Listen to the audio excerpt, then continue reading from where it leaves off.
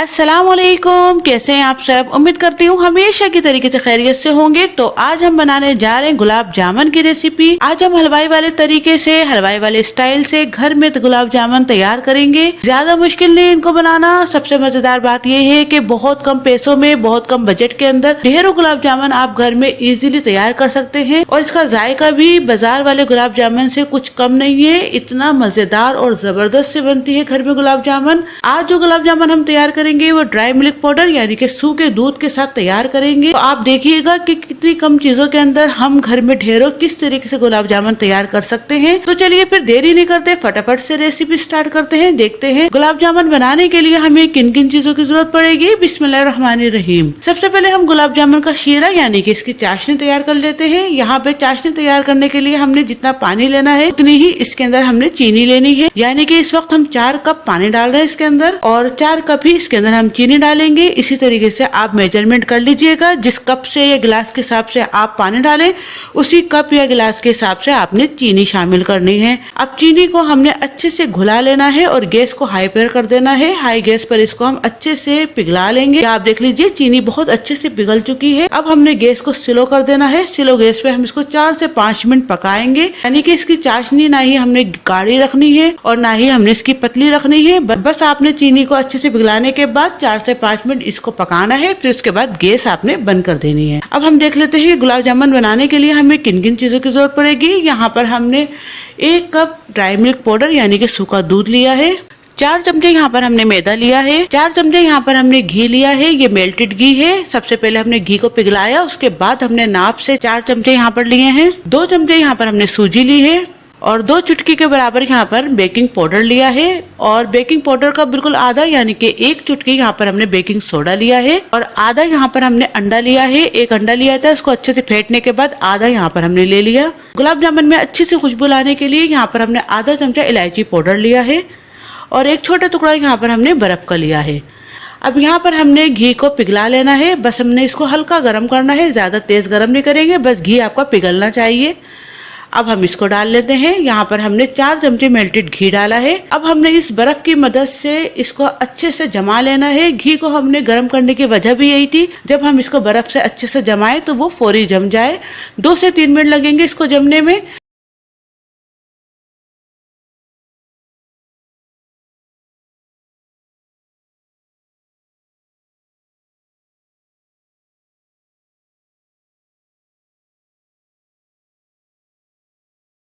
ये आप देख लीजिए ये अच्छे से जम चुका। अब बर्फ का काम खत्म हो चुका है। अब बस हमने जितना भी करना है हाथों से इसको अच्छे से इस तरीके से मिक्स करना है। 2 से 3 मिनट इसको हम बहुत अच्छे से मिक्स करेंगे। आप देखिएगा कि इसका कलर व्हाइट हो जाएगा और ये अच्छे से क्रीमी शेप में आ जाएगा। इस तरीके से हम अच्छे से इसको मिक्स करते रहेंगे। या आप देख लीजिए इसको हमने 3 मिनट अच्छे से मिक्स कर लिया है। इसी तरीके से मिक्स करते हुए तमाम चीजें हम शामिल करते रहेंगे। इसको मिक्स करते हुए हमें 3 मिनट हुए हैं। आप देख सकते हैं इसका कलर भी चेंज हो गया और ये कितना अच्छा सा क्रीमी हो चुका है। अब इसके अंदर ड्राई मिल्क पाउडर यानी कि सूखा दूध शामिल करेंगे। अब हम इसको दोबारा से अच्छे से मिक्स करने लगेंगे।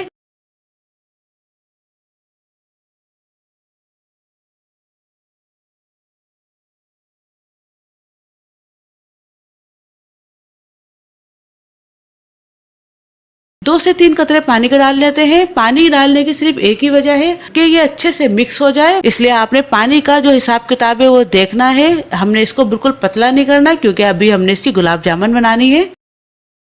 ये आप देख लीजिए कितना क्रीमी सा अच्छे से इसका बैटर तैयार हो चुका है। अब इसके अंदर हम अंडा शामिल कर रहे हैं। ये मैंने आपको पहले बताया था, ये पूरा अंडा नहीं है, आधा फिटा हुआ अंडा है। इसके अंदर बेकिंग पाउडर शामिल कर रहे हैं। ये हमने 2 चुटकी बेकिंग पाउडर लिया था और इसी का आधा बेकिंग सोडा शामिल कर रहे हैं, यानी कि 1 चुटकी बेकिंग सोडा शामिल कर रहे हैं। अब 2 से 3 कतरे इसमें पानी के शामिल कर रहे हैं।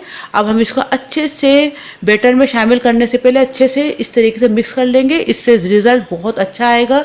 आप डायरेक्ट ही इसको मिक्स मत कीजिएगा, पहले अच्छे से इसको इस तरीके से मिक्स कीजिएगा, फिर उसके बाद तमाम बैटर में इसको मिलाइएगा। इस तरीके से करने से बेहतरीन सा गुलाब जामुन का रिजल्ट आएगा। ये अच्छे से हमने तमाम को मिक्स कर लिया। अब इसके अंदर सूजी शामिल कर लेते हैं। इसको हम दोबारा से अच्छे से मिक्स कर लेंगे। अब ये अच्छे से मिक्स हो चुका है। अब इसके अंदर हम इलायची पाउडर शामिल कर रहे हैं। आधा चमचा यहाँ पर हमने इलायची पाउडर लिया था, ये हमने डाल दिया। इसको हम दोबारा से अच्छे से मिक्स कर लेंगे।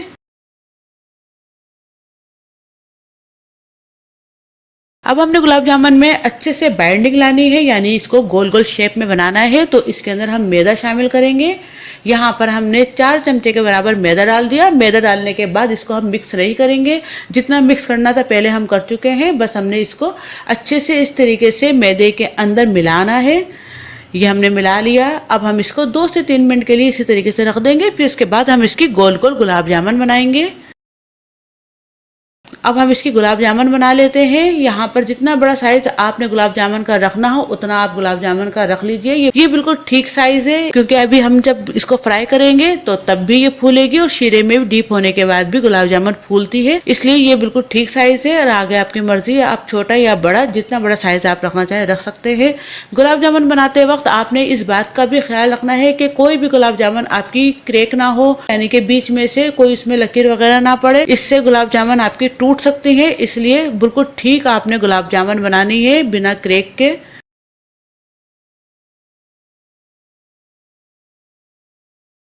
ये तमाम गुलाब जामुन हमने बना ली है, तैयार हो चुकी है। अब बारी आती है इनको फ्राई करने की।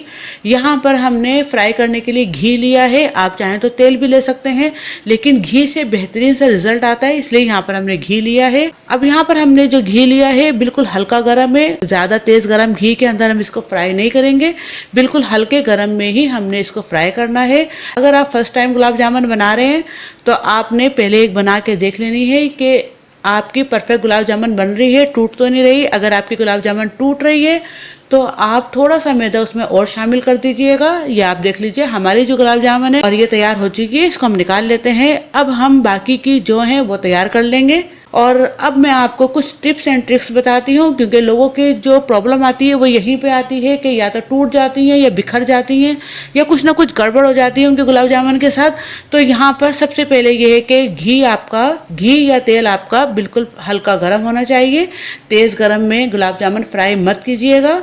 और दूसरे ये कि आप देख लीजिए ये हमारी जो गुलाब जामुन है घी के बिल्कुल नीचे डीप है, यानी कि घी ऊपर है और गुलाब जामुन हमारी नीचे है, बिल्कुल डूबी भी होनी चाहिए।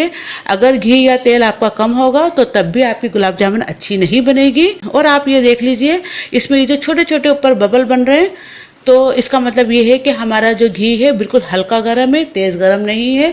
ये बिल्कुल ठीक है। और तीसरी बात ये है कि इसको डालने के बाद आपने चमचा बिल्कुल नहीं चलाना जब तक कि आपके गुलाब जामुन ऊपर ना आ जाए। जब ऊपर आ जाए तो आपने फिर इस तरीके से इसमें हल्के हल्के से चमचा चलाना है, वरना आपकी गुलाब जामुन टूट सकती हैं।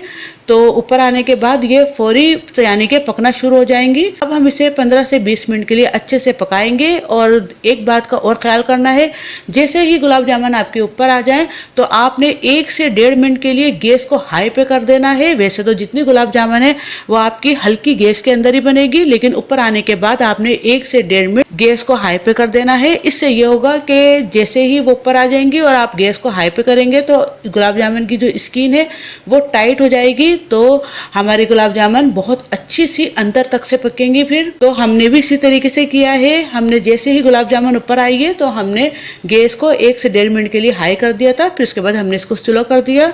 अब हम इसे 15 से 20 मिनट के लिए पकाएंगे। बिल्कुल हल्के हल्के ये स्लोली तैयार होंगी।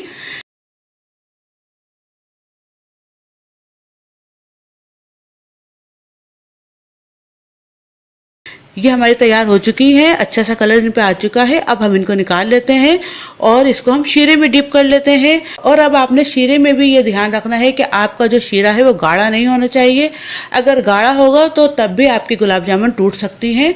अब हम इसे 1 से 1.5 घंटे के लिए इसी तरीके से डीप रखेंगे। इस वक्त जो हमारा शीरा है वो हल्का गर्म है, इसी तरीके से हल्का गर्म शीरा होना चाहिए। अब हम दूसरे गुलाब जामुन तैयार कर लेते हैं। यहाँ पर जो हम गुलाब जामुन तैयार कर रहे हैं वो काला गुलाब जामुन है, इसलिए हम इसको थोड़ा सा ज़्यादा पकाएंगे। बिल्कुल उसी तरीके से हमने इसको भी पकाना है जिस तरीके से हमने पहले वाला गुलाब जामुन तैयार किया था। बस हमने इसको 15 मिनट पकाया था, इसको हम 20 मिनट पकाएंगे सिर्फ कलर लाने के लिए। जैसे ही हल्का सा ज़्यादा तेज़ कलर हो जाएगा तो इसको हम निकाल लेंगे। ये आप देख लीजिए, इसको हमने 20 मिनट पका लिया। इसमें थोड़ा सा ज्यादा कलर आ चुका है और इसको भी हम इसी तरीके से शीरे में डीप कर लेंगे। अब हम इसको 1 से 2 घंटे के लिए इसी तरीके से छोड़ देंगे। तो ये हमारे परफेक्ट गुलाब जामुन बनके तैयार हो चुके हैं। कितने जबरदस्त से, जूसी से, बेहतरीन से गुलाब जामुन हमारे बने हैं। तो आप हलवाई से भी ज्यादा अच्छा और कम बजट में आप गुलाब जामुन घर में इजीली तैयार कर सकते हैं। सिर्फ जरा सी मेहनत की देर है और बाकी यह है कि इसमें कुछ भी नहीं लगा। बहुत कम पैसों में बेहतरीन से गुलाब जामुन हमारे बनकर तैयार हो गए हैं। आप भी इसको इसी तरीके से तैयार कीजिए और दुआओं में याद रखिएगा। और दुआओं में उन लोगों को भी याद रखिएगा जो कि हमारे फलस्तीन के मुसलमान हैं। गजा, हमास, फलस्तीन पे जो इस वक्त जुल्म सितम हो रहे हैं, उन पे जो परेशानियां आई हुई हैं, तो आप प्लीज उनके लिए दुआ कीजिएगा, क्योंकि मालूम नहीं किसकी दुआ लगे और अल्लाह का करम, खास करम, कुछ करिश्मा ऐसा हो जाए कि वहाँ के मुसलमानों को उस मुसीबत से, उस परेशानी से राहत मिले। और हमें भी दुआओं में याद रखिएगा। इजाजत दीजिए। अल्लाह हाफिज।